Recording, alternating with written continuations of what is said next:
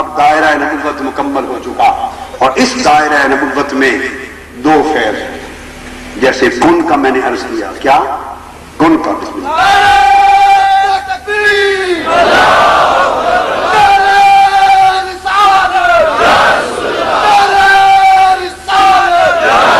جیسے میں نے عرض کیا وہ فیض ہیں چونکہ حقیقت کن ہے، آقا حقیقت کن ہے، اور حقیقت کن میں کلام فیض، کلام الہی کا فیض بھی، نور کا فیض ہے، نجم کا فیض بھی، دونوں فیض ہیں، لہذا اتنا بڑا فیض ہے، اور حقیقت کن کا نور اتنا عالی نور ہے کہ وہ بشریت کے لاکھ پردوں کے باوجود مستور ہے،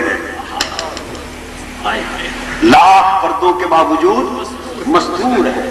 بشریت کا پردہ کیوں چڑھایا؟ اس لیے کہ اندر نور خدا ہے، اندر نور خدا ہے، اور پردہ بشریت سے وہ ابو بکر عمر عثمان و علی کے لیے دیدنی بنا دیا ہے، قابل دید بنا دیا ہے۔ تو پردہ بشریت میں اس نور کو مستور رکھا۔ اب ہوا یہ کہ جس کی نگاہ جتنی پڑی وہ اس قدر بول پڑا۔ پردہ بشریت کا تھا، اندر نور حق معجزم تھا، چونکہ حقیقت کن تھی، تو نگاہ ابو جہل کی بھی اٹھی، نگاہ ابو بکر کی بھی اٹھی، نگاہ ابو لہب کی بھی اٹھی، نگاہ عمر عثمان و علی کی بھی اٹھی۔ ابو جہل و ابو لہب کی نگاہ بشریت میں اٹک گئی، وہ بشر بول اٹھے۔ ابو بکر عمر کی نگاہ نے بشریت کا پردہ چاک کر کے چہرہ نور دیکھ لیا، وہ نورانیت، اور یہ جو نورانیت بولے یہ بھی ایک جہت تھی، ورنہ حضرت خواجہ اویس کرنی سے پوچھئے جواہر البحار میں، انہوں نے فرمایا سیدنا عمر اور سیدنا علی کو فرمایا 63 سال تک جو تم دیکھتے رہے وہ محمد نہیں، محمد کا سایہ صلی اللہ علیہ وسلم۔ اس کی حقیقت تو مستور تھی، اس کی حقیقت تو مستور تھی، جس کو انہوں نے کہا کہ اگر پہلے حجابات، حضرت سلطان العارفین بائی بستانی نے فرمایا کہ میں نے دیکھا 70,000 نور کے پردے میری انتہا اور مصطفیٰ کے مقام کی ابتدا میں آئے ہیں، اگر پہلے پردے کی طرف قدم بڑھاؤں تو جل کر راہ ہوگا۔ وہ حقیقت اتنے پردوں میں مستور ہے کہ جہاں جبرائیل کے پر جلتے ہیں، اس حقیقت کو جان کوئی نہیں سکتا۔ بس کیا ہوتا ہے، کوئی جتنی آنکھ قلب و روح کی پیدا کرتا ہے اتنا پرتو نصیب ہوتا ہے، اتنا بولیے پرتو نصیب ہوتا ہے، اتنی جھلک نصیب ہوتی ہے، اور جب جھلک جن کو جھلک نصیب ہوتی ہے ان کی کیفیت کچھ اور ہوتی ہے، جنہیں جھلک اور جلوہ نصیب نہیں ہوتا ان کا مطمع نظر کچھ اور ہوتا ہے، جو تھوڑا سا دیکھ لیتے ہیں ان کے خیال اور کیفیات کچھ اور ہوتی ہیں، جو نہیں دیکھتے ان کے خیالات و کیفیات کچھ اور ہوتی ہیں۔ قرآن اس بات پہ گواہ ہے کہ جب زلیخا نے حضرت یوسف کو دیکھ لیا اور وارفتہ ہو گئی تو جنہوں نے دیکھا نہ تھا، زنان مصر شور کرتی تھی، جس گلی زلیخا جاتی تھی مصر کی بیویاں کہتی تھی، اس بشر پر لڑکے پہ عاشق ہو گئی، لڑکے پر عاشق ہو گئی۔ زلیخا پریشان ہوئی، اس نے کہا مجھ پر تو تہمت لگ گئی، اس تہمت سے چھٹکارا کیسے ملے؟ وہ دوڑتی پھرتی تھی حضرت زلیخا کہ کوئی راستہ ملے کہ یہ زبانیں بند ہو جائیں، یہ تان و تشریح کی زبانیں بند ہو جائیں، کوئی میری ساتھ رہ جائے۔ اس زلیخا کی خوش قسمتی کہ کسی روکھے اور خشک مولوی کے پاس نہیں پہنچی، کسی روکھے مولوی کے پاس جاتی تو مولوی صاحب کہتے زلیخا آؤ مناظرہ کروا دو، مناظرے کی تاریخ مقرر کر دو، ہم بھی کتابیں لے کے آ جائیں اور وہ بھی آ جائیں، فیصلہ کرتے ہیں کہ یوسف کون ہے۔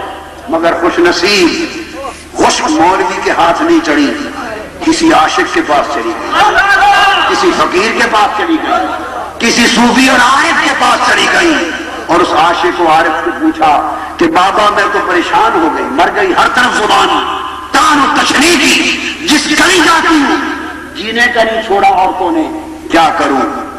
اس عاشق عارف نے معلوم ہے کیا فرمایا؟ اس نے کہا زلیخا یہ دلیلوں سے نہیں مانیں گے، جو تانا دیتے ہیں وہ دلیل سے نہیں مانتے۔ اس نے کہا بابا جی کیا کروں؟ انہوں نے فرمایا جو تو نے دیکھا ہے تھوڑا سا انہیں بھی دکھا دے، جو تو نے دیکھا ہے تھوڑا سا انہیں بھی دکھا دے۔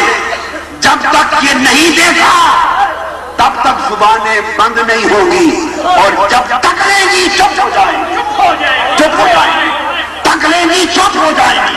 حضرت یوسف کے قدموں پر گر پڑی، عرض کیا آپ کریم ہیں میری لاج رکھ لیں۔ اور ایک دن پردہ اٹھا کر چہرے سے زنان مصر کے سامنے سے گزر جائیں، ان کی ہاتھ میں پھل دے دیے، چھریاں دے دی، کہا جب حضرت یوسف چہرے سے نقاب پلٹے پھل کاٹ کر کھا لینا۔ ادھر حضرت یوسف سے کہا آپ ان کے سامنے سے گزرے تو نقاب پلٹ لینا۔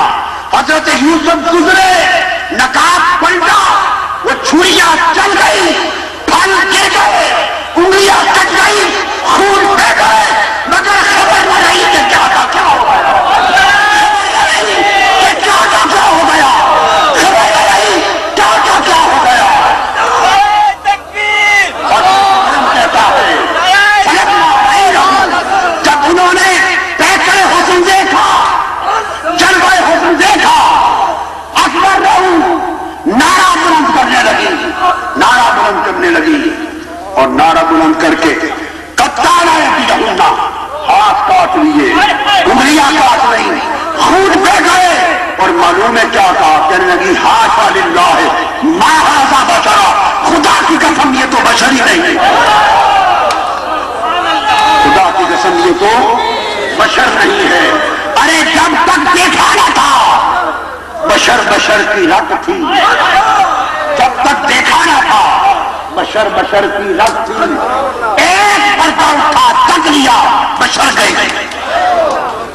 زبانیں بند ہو گئی۔ اس لیے پیر میر علی شاہ صاحب نے فرمایا کوئی مثل نہیں ڈھولن،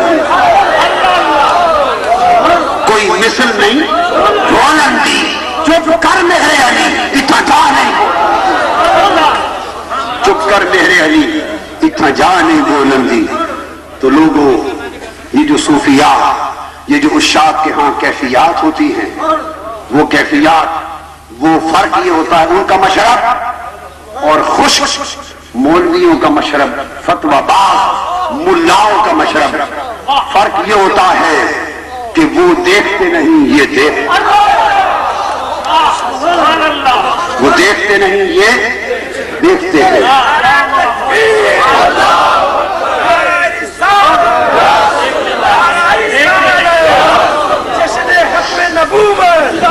وہ تکتے نہیں یہ تکتے ہیں، وہ چکھتے نہیں یہ چکھتے ہیں۔ یہ تو ایک کیفیت تھی زنانے مصر کی، ایک نقاب پلٹا تو وہ تو زنانے مصر تھی۔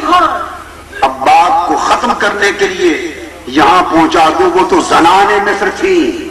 اور ذرا حال دیکھیے پیغمبر خدا سیدنا موسیٰ علیہ السلام کا، طور پر آتے 40 دن رات گزارتے، اللہ کا کلام سنتے ہیں، اور میٹھا میٹھا کلام جو سنا تو دل مچل گیا۔ عرض کیا مولا کانوں میں جو رس بھری آواز آئی، جو محبوب کی رس بھری آواز آئی، کون سی رس بھری آواز؟ جس نے حضرت ایوب کو اپنے زخم بلا دیے تھے۔ جب حضرت ایوب شفا یاب ہوئے تو کسی نے پوچھا کہ آپ نے 30-35 سال کی زندگی بڑی زخم خوردہ تکلیفوں میں گزاری، بڑے زخم کھائے، بڑی درد اور بڑی تکلیف میں گزاری، وہ مرض کا دور بھی دیکھا اور اب شفا یاب اور صحت یاب ہیں، یہ دور بھی دیکھا۔ تو حضرت ایوب علیہ السلام سے پوچھا بولو دونوں میں سے دور کون سا اچھا ہے؟ فرمانے لگے صحت اللہ کی نعمت ہے، صحت اللہ کی نعمت ہے، میں اللہ کا شکر ادا کرتا ہوں